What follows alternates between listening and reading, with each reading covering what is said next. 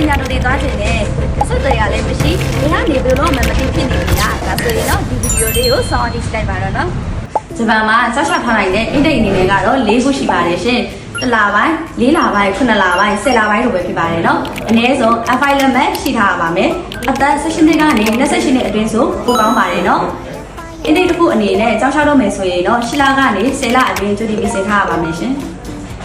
ဂျပန်မှာကြောက်တတ်မယ်ဆိုရင်တော့နောက်ကစကူ2နှစ်ကောလိပ်2နှစ်တက်ပေးရမှာပဲဖြစ်ပါတယ်နော်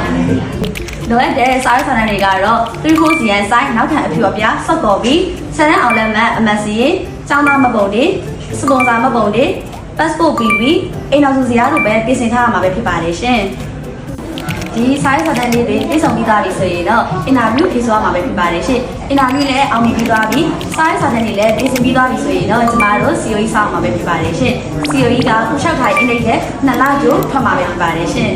ကဲဒီလောက်ဆိုရင်တော့ကြောက်တဲ့ process လေးကိုနားလည်မယ်လို့ထင်ပါတယ်ရှင်နောက်ဗီဒီယိုလေးမှာပြန်ပြကြမယ်နော်ဒါနဲ့